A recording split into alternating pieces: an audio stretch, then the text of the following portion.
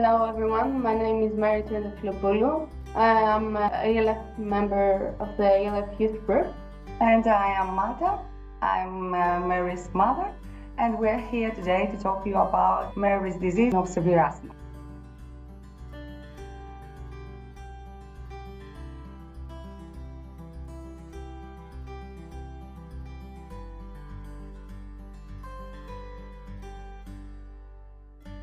Living with severe asthma has been always part of my life for as long as I can remember. And I grew up in a city and the air often feels heavy, which makes breathing even harder for me. My family is always careful to make sure I'm okay, and we carry my inhaler everywhere. And we also check air quality before we go outside. Asthma attacks are really scary. It worries my parents when they hear me wheezing or coughing. Even though I've learned to manage it, it still feels like a really big part of my life every single day.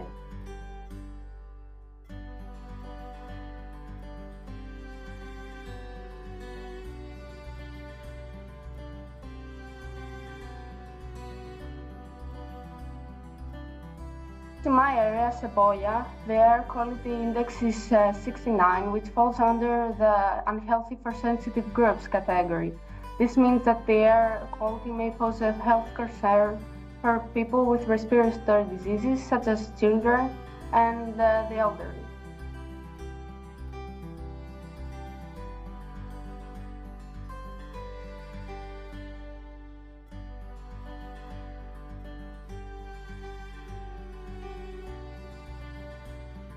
Asthma has made socializing a bit harder for me. For example, I can't always go to the same places as my friends, like parks with a lot of pollution, and I've missed out on things like joining sport teams due to asthma attacks that cannot cure. It's also hard for me to socialize because I feel self-conscious about using my inhaler or explaining why can't I join in certain activities. And I also worry that people might get annoyed or think that I'm burdened when I have to stop or rest. Even though I have supportive friends, I still feel different and awkward sometimes, but I've worked hard to find hobbies and ways to connect with others that don't make my asthma worse.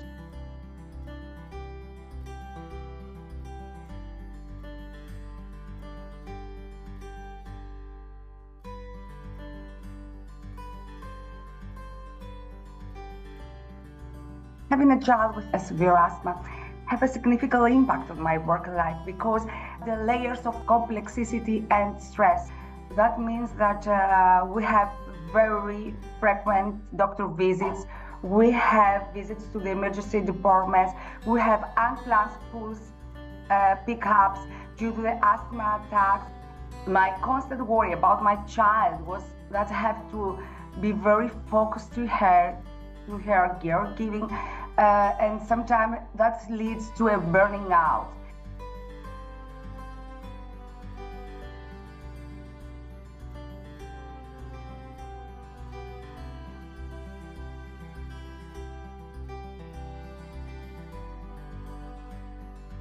Factors contributing to asthma in urban areas are air pollution, such as vehicle emissions, industrial pollutants, allergens such as pollen, mold in urban settings, and indoor pollution like smoke and cleaning agents.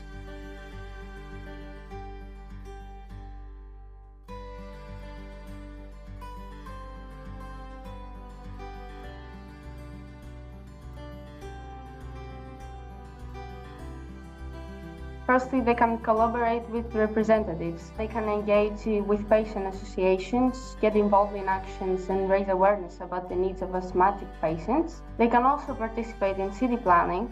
They can encourage youth involvement in the city planning meetings to voice concerns. It can also happen with advocacy for clean air policies that can limit emissions from vehicles and factories.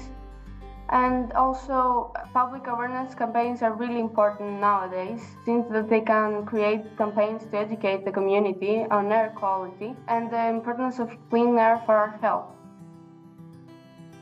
I really dream about being able to go outside and enjoy things like sports or simply hanging out with friends without having to think twice about my asthma.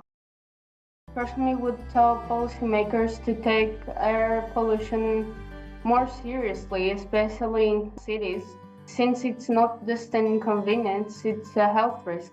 People like me suffer every day because of pollution and it needs to be addressed.